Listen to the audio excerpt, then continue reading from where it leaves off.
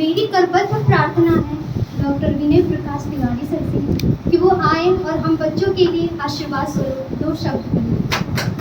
सबसे पहले तो आप सभी लोगों को बहुत बहुत बधाइयाँ कि आप कॉम्पीट कर रहे हैं, कंपटीशन में बैठ रहे हैं। इसी के लिए सबसे पहले तो बधाई, क्योंकि कंपटीशन में जाना ही एक शुरुआत होती है कंपटीशन को जीतने की। आप कंपटीशन जीतेंगे तभी जब आप कंपटीशन में जाएंगे। कुछ लोग क्या होता है, कंपटीशन में जाने से पहले ही डर जाते हैं, सहम जाते हैं कि मैं जाऊंगा तो वहाँ क्या होगा, कैसा होगा, क्यों होगा। तो ये सबसे पहले तो इनिशिएट करना आपने शुरू किया, ये बड़ी बात है।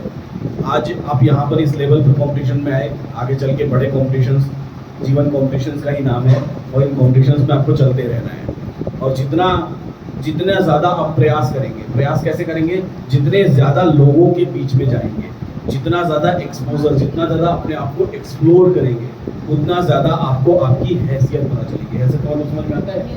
उसका सही शब्द कहते हैं अपनी औकात का पता करना कि मेरी हैसियत क्या है। ऐसा डर के, सहम के, छिप के रहना, छिपने से क्या होता है कि ऐसा कहते हैं ना, एक कहावत है कि गिलहरी ने अपनी आंख बंद कर ली, इसका मतलब गिलहरी को कोई नहीं देख रहा है। तो ऐसा करने की कोशिश हमको नहीं करना है, ठीक है। दूसरी बात अब आते हैं कंप्यूटर्स पे, कि कंप्यूटर्स कितना महत्वपूर्ण है आज के समय में, वो जानना हम सभी को बेहद ज़रूरी है। आपके हाथ में ये जो छोटी सी डिवाइस है, ये जो मोबाइल है, ठीक है, कई बार आपके पेरेंट्स या यहाँ जो भी पेरेंट्स है, कई बार कहेंगे कि ये बड़ी ख़राब चीज़ है, बड़ी ही ख़राब चीज़ है। लेकिन आप देखेंगे तो वो उसी से चिपके रहेंगे, है ना। सोते उठते हंसते बैठते, आजकल तो वॉशरूम में भी लोग लेके जाना शुरू कर दिए, तो चिपके रहते हैं। तो ये भी क्या है, ये भी अपने आप में एक कंप्यूटर है ना। और ये बड़ी ख़राब चीज़ है कह सकते हैं, लेकिन पता नहीं, मुझे तो नहीं लगता कि बड़ी ख़राब चीज़ है, बड़ी अच्छी चीज़ है। ये नहीं होता तो सोचिए क्या होता। ये नहीं होता तो आपको भारत में बैठे लोग दूर देश नहीं देख पाते, या दूर देश में बैठे हुए लोगों को हम भारत में बैठ के नहीं देख पाते। ये नहीं होता तो हम शायद इतनी सारी जो जानकारियाँ, जैसे जनरल नॉलेज आपने बोला, जनरल नॉलेज की जो आपने कॉम्पिटिशन दिया, ये जनरल नॉलेज शायद आपके पास इतनी आसानी से नहीं पहुँच पाता। जनरल नॉलेज की बड़ी मज़ेदार बात यह है कि जनरल नॉलेज वो जनरल नॉलेज है जो जनरल लोगों को पता ही नहीं हुआ, ठीक है। फिर बड़ी जनरल सी बात है। और दूसरी बात कि जितने भी स्पेसिफिक एग्जाम्स होते हैं, बड़े एग्जाम्स होते हैं, उसमें ये जनरल नॉलेज सबसे इम्पोर्टेंट सब्जेक्ट होता है। ये भी इसकी खासियत है। जीएस और जीके, अच्छा सिर्फ एग्जाम नहीं, जब एग्जाम से आप पढ़े जाएंगे तो आप अपने जीवन में जितने महत्वपूर्ण पद पर जाते चले जाएंगे, चाहे कोई भी पद हो, जितने महत्वपूर्ण पद पर जाते चले जाएंगे, उतना ज़्यादा आपका जनरल नॉलेज क्या होना चाहिए, बेहतरीन होना चाहिए, मतलब होना चाहिए अच्छा। सोच के देखिए कि आप बन गए देश के प्रधानमंत्री, है ना।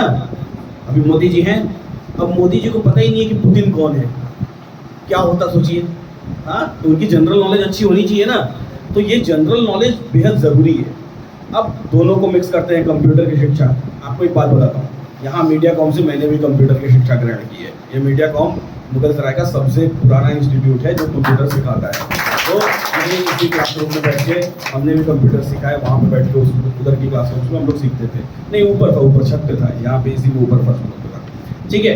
तो कंप्यूटर्स कितना ज़रूरी है, कंप्यूटर्स इतना ज़रूरी है, सिर्फ पेरेंट्स नहीं, बच्चों के लिए ही नहीं, पेरेंट्स के लिए भी बहुत ज़रूरी है आज के समय में। क्या होता है कि ये इतनी ज़बरदस्त, इतनी सुपर चीज़ है ना कि इससे आप जो भी पूछेंगे वो बताएगा। और आजकल तो एक शब्द सुनते होंगे आप, AI, artificial intelligence. Artificial intelligence क्या है? अच्छा एक बात बताइए, सपोज करिए कि मेरे बाल नहीं होते तो मैं कौन से बाल लगाता? विग, उसको आर्टिफिशियल बोलता है ना। हाँ, सपोज करो मेरी आँख नहीं होती तो एक आर्टिफिशियल आँख लगाता, मेरे हाथ नहीं होते तो एक आर्टिफिशियल हाथ लगाता। तो अगर मेरे पास इंटेलिजेंस नहीं है तो मुझे कौन सा इंटेलिजेंस चाहिए? आर्टिफिशियल इंटेलिजेंस चाहिए। आया समझ कि आर्टिफिशियल इंटेलिजेंस कितना महत्वपूर्ण है। अब इंटेलिजेंस नहीं है कहने का मतलब क्या है? अब सोच के देखिए कि क्या आप आर्किटेक्ट हैं, आर्किटेक्ट वाली इंटेलिजेंस आपके अंदर है, एक बड़ी सी बिल्डिंग का नक्शा बनाना है आपको, वो इंटेलिजेंस है आपके अंदर क्या? नहीं है। तो उसके लिए आप किसका सहारा लेंगे? आर्टिफिशियल इंटेलिजेंस का सहारा लेंगे। जैसे सपोज करिए कि आपके पास एक डॉक्टर की रिपोर्ट आई, अब आपको उसको रिपोर्ट को पढ़ने का ज्ञान नहीं है कि हम नहीं पढ़ पा रहे कि कैसा है। आप 2 डॉक्टर से पूछे, 3 डॉक्टर से पूछे, फिर भी सेटिस्फाइड नहीं है, तो उसके लिए आप किसका सहारा ले सकते हैं? आर्टिफिशियल इंटेलिजेंस का सहारा ले सकते हैं। सपोज करिए कि आप जैसे बच्चे हो, आपको किसी सब्जेक्ट में, कोई होमवर्क में कोई चीज़ नहीं समझ में आ रही है, तो वहाँ पर भी आप आर्टिफिशियल इंटेलिजेंस का सहारा ले सकते हैं। पेरेंट्स हैं, आपको किसी भी सब्जेक्ट में कोई चीज़ नहीं समझ में आ रही है, बच्चों के बारे में कोई पर्टिकुलर बात नहीं समझ में आ रही है, वहाँ पर भी आप आर्टिफिशियल इंटेलिजेंस का सहारा ले सकते हैं। यानी कि आज के समय में आर्टिफिशियल इंटेलिजेंस इतना ज़्यादा हमारे दौर में घर कर चुका है कि वो आर्टिफिशियल इंटेलिजेंस हमारे लिए बेहद ज़रूरी है। अब यहाँ पर मैं जो बात बताने जा रहा हूँ वो सबसे ज़्यादा इम्पोर्टेंट है। आज के समय में आपके घरों में, सबके घरों में 50 प्लस के लोग होंगे, 50 साल के ऊपर वाले लोग, ठीक है। क्या वो 50 साल के आपके घर में कोई ना कोई एक दो लोग ऐसे होंगे जो ये स्मार्टफोन नहीं यूज़ कर पाते होंगे, हैं? सबके घरों में होंगे, नहीं यूज़ कर पाते। आपके घर में ऐसे एक दो लोग जरूर होंगे जो कंप्यूटर्स नहीं यूज़ कर पाते, है ना, नहीं यूज़ कर पाते। लेकिन सोच के देखिए, क्या 50 साल के ऐसे लोग दुनिया में नहीं है, देश में नहीं है, या आपके आसपास नहीं है जो कंप्यूटर्स यूज़ कर रहे होंगे। अच्छा, अब सोच के देखिए, दोनों में कंपेयर करिए कि जो व्यक्ति कंप्यूटर नहीं यूज़ कर पा रहा है और जो व्यक्ति कंप्यूटर यूज़ कर पा रहा है, दोनों के पूरे उसके जीवन को आप कंपेयर करिए।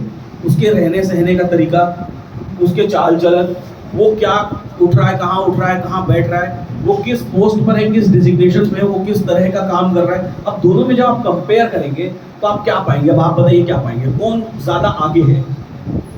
जो कंप्यूटर्स यूज़ कर रहा है। क्यों? क्योंकि वो हमको फास्ट बनाता है, हमको तेज बनाता है। अच्छा, तो अब एक चीज़ मैं आपको बड़ी मज़ेदार बताता हूँ कि एक व्यक्ति जिसने 90s के दौर में कंप्यूटर्स को सीखना शुरू किया, 90s और 2000 के दौर में कंप्यूटर्स को सीखना शुरू किया, समझना शुरू किया और जानना शुरू किया, और वो आज के समय में दौड़ के भाग के बहुत आगे निकल गया। और एक व्यक्ति जो आज बैठा हुआ है वो ये सोचे कि यार मैं तो उस समय पैदा ही नहीं हुआ था, या मैं था तो मैंने उस समय सीखा नहीं, तो अब मैं जीवन में पीछे रह गया। लेकिन ये टेक्नोलॉजी है, ये जीवन में सभी को बराबर मौका देती है। आज वो मौका है, हम सबके पास मौका है, आप सबके पास मौका है। मालूम है कौन सा मौका? वो मौका ये है जो आज पछताता है, यार काश कि मैं 90s या मैं 2000 के दौर में कंप्यूटर सीख लिया होता तो मैं आज बहुत आगे होता। आज फिर से मौका है। मैं ये बात कह रहा हूँ, आज के 20 साल बाद भी इस बात को सोचिएगा। आर्टिफिशियल इंटेलिजेंस जिसने आज के समय में AI को सीख लिया, जान लिया, कंप्यूटर्स के साथ आर्टिफिशियल इंटेलिजेंस को सीख लिया, वो आज के 10 साल बाद वो व्यक्ति होगा जो आर्टिफिशियल इंटेलिजेंस की शुरुआत में ही आर्टिफिशियल इंटेलिजेंस को सीख लिया होगा। क्योंकि 10 साल बाद तो बहुत बड़े बड़े धुरंधर आने वाले हैं, बहुत बड़े बड़े धुरंधर। उन धुरंधरों के बीच में अगर आपको उसका AI का कुछ नहीं पता होगा तो फिर आप तो कहीं की कहीं नहीं रह जाएंगे। अभी तो बात हो रही है बोर्ड एग्जाम्स में, CBSE की बात हो रही है, ओपन बुक एग्जाम करवाने की बात हो रही है। हम लोग कल ही चर्चा कर रहे थे इस बारे में कि क्लास 9th के लिए CBSE ने एक कंसल्टेशन पेपर लेकर के आया है, जिसमें CBSE कहती है कि 9th में बुक को ओपन करके अब एग्जाम करवाया जाए। और सिर्फ 9th ही नहीं, मैं तो कहता हूँ आने वाले समय में सारे सब्जेक्ट्स में बुक को ओपन करके एग्जाम करवाया जाए। क्यों? क्योंकि ओपन करके ही जब हमको जीवन भर सारी चीज़ें सर्च करके ढूंढ के और उसके बारे में ज्ञान प्राप्त करना है, तो बिल्कुल ओपन करके बुक्स को एग्जाम होना चाहिए। इसमें कोई बहुत दिक्कत वाली बात नहीं है, कोई समस्या वाली बात नहीं कि बुक ओपन करके एग्जाम आ रही है, ऐसा कैसा। बुक ओपन करके एग्जाम कहने का ये सेंस नहीं है कि आप बुक से देखा और कॉपी करके और सीधा सीधा आंसर लिख लिया। फिर वहाँ पर क्या कंपेयर होगा? फिर वहाँ पर ये कंपेयर होगा कि अगर बुक ओपन करके एग्जाम हो रहा है तो कौन कितना क्रिएटिव है, कौन उस सब्जेक्ट को कितना समझ सकता है, कितना जान सकता है। तो आज सभी के पास, चाहे आप किसी भी एज में हो, चाहे आप 10 साल के बच्चे हों, 5 साल के बच्चे हों, 20 साल के यूथ हों, 30 साल के हों, 40 साल के हों, 50 के हों, 60 के हों, 70 के हों, ठीक है, किसी भी एज के हों, आज उस हर व्यक्ति को आर्टिफिशियल इंटेलिजेंस और कंप्यूटर्स, इन दोनों को मिक्स करके सीखने की बेहद बेहद बेहद ज़रूरत है, बहुत ज़रूरत है।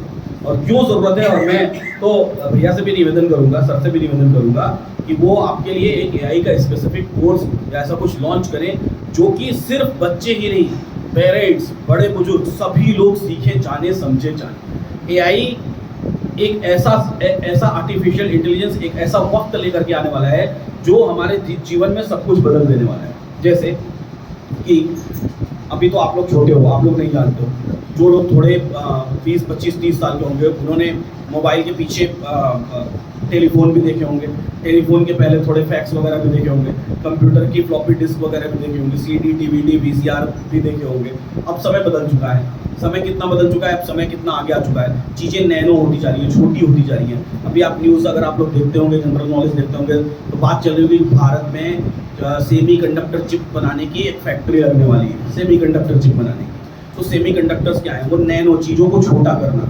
पहले बहुत बड़े बड़े टेप्स आते थे, बड़ी बड़ी रील्स होती थी, तो उसमें गाने होते थे, एक कैसेट आता था उसमें 8 गाने होते थे।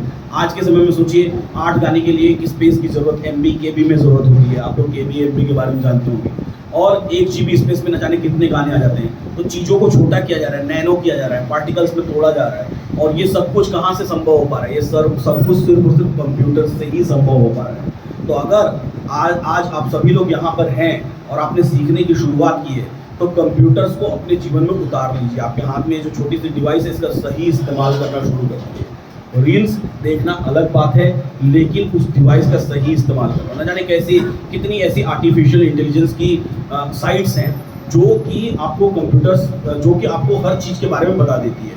एक बड़ी मज़ेदार बात है, हमारे स्कूल का एक क्लास 7th का बच्चा है, क्लास 8 में चला गया है, उसने अपना एक आर्टिफिशियल इंटेलिजेंस का चैटबॉट बना दिया है। उसके चैटबॉट से डैडी से आई, आप गूगल पर सर्च करिएगा तो आपको मिलेगा। उसके चैटबॉट से आप जो सवाल पूछेंगे वो उस सवाल का जवाब देगा, उससे रिलेटेड सवाल का जवाब देगा।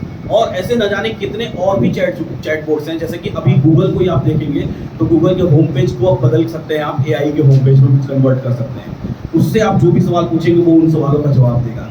तो ये सवालों के जवाब ढूंढना जरूरी है, क्यूरियोसिटी होना बहुत ज़रूरी है। क्यूरियोसिटी कैसे शुरुआत होती है, क्यूरियोसिटी की शुरुआत होती है ये एक पेपर से। सामने मैंने एक पेपर रखा हुआ है, पहला सवाल ये पेपर बनता कैसे है, दूसरा सवाल इस पेपर पर प्रिंटिंग कैसे होती है, ये प्रिंटिंग का कलर ब्लैक ही क्यों होता है, पेपर का कलर व्हाइट ही क्यों है। ऐसे छोटे छोटे न जाने कितने सवाल हैं जो हमारे दिन में जीवन में आते हैं, लेकिन हम उनको स्किप करते चले जाते हैं, अवॉइड करते चले जाते हैं। तो बस अब यही समझ लीजिए कि आपके जीवन में न जाने कितने ऑब्जेक्ट्स आपके सामने आ रहे हैं, उन सवालों को आप अवॉइड कर रहे हैं या उसको एक्सेप्ट कर रहे हैं, उन चैलेंजेस को आप अवॉइड कर रहे हैं या एक्सेप्ट कर रहे हैं। वापस घूम के उसी कंपटीशन वाली बात पर आ जाता हूँ, ये भी एक कंपटीशन है, इस कंपटीशन में भी आप दौड़ रहे हैं। अगर आप एक्सेप्ट कर रहे हैं तो इसका मतलब आप उस कंपटीशन में कॉम्पीट कर रहे हैं, उस जीके के कंपटीशन में आप भी अवार्ड पाने के लिए दौड़ रहे हैं। अगर आप स्किप कर रहे हैं, इसका मतलब आप उस कंपटीशन से बच रहे हैं, यानी कि आप कायर हैं। तो कायर मत बनिए, डरपोक मत बनिए, उसको एक्सेप्ट करिए, उन सवालों को पूछिए, जांचिए, और वो आपके जीवन में बहुत फ़र्क लेकर के आते चले जाएंगे। धीरे धीरे 2 महीने, 4 महीने, 6 महीने बीतते बीतते आप देखेंगे कि आपको बहुत सारे सब्जेक्ट्स में बहुत सारा ज्ञान है, बहुत सारी चीज़ें आप जानते हैं। थोड़ा थोड़ा ही जानते हैं, लेकिन जानते हैं, एटलीस्ट जानते तो हैं। तो बस इसी जानकारी को आगे बढ़ाते रहिए, ऐसे ही सीखते रहिए, मुस्कुराते रहिए और जीवन का आनंद लेते रहिए।